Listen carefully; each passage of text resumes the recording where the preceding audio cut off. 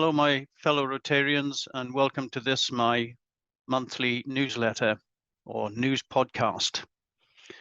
As I begin this podcast, I am mindful of the enormous loss that we as a nation have suffered with the death recently of our sovereign, Queen Elizabeth II. I was very fortunate to have been presented to Her Majesty on a number of occasions during my 34 years service in Her Majesty's Armed Forces, and I'm privileged to be a holder of the Silver Jubilee Medal and to be a member of the British Empire, MBE. Her loss to us all is profound and still being felt and will continue to be impacted on us and many others across the world in the coming months. I'm sure that we will now all pray for our new monarch, King Charles III, wishing him a reign of peace, in wisdom and in health. So God save the King.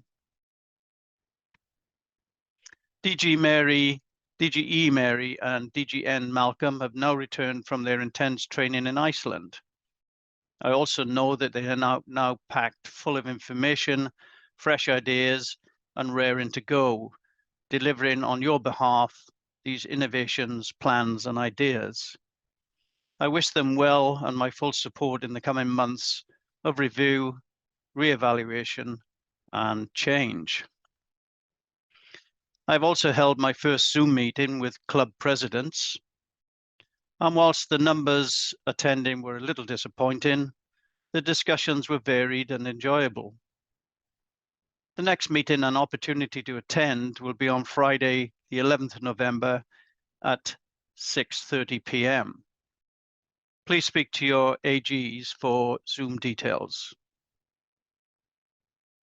I also met with our AG cohort who updated me on the health and activities of clubs in their areas. This information is invaluable to me as it keeps me in touch and abreast of all the business going on across our district.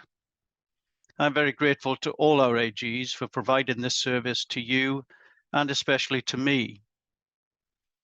There will be 2 vacancies for AG role coming up soon. Please take time to consider volunteering for this important appointment and supporting your district team. Our foundation team continues to distribute much needed and welcome funds to clubs in support of our Ukrainian families, manage global grant applications, distribute DDF, support End Polio Now, major donors and peace efforts. A lot of work for a small team of dedicated volunteers. I would like to express my big thank you to them all on your behalf. I am aware that food banks are having a particularly tough time of it now, and we are not into the winter yet. I would urge all clubs to be mindful of their local food banks, offering additional support where you are able and throughout the coming months.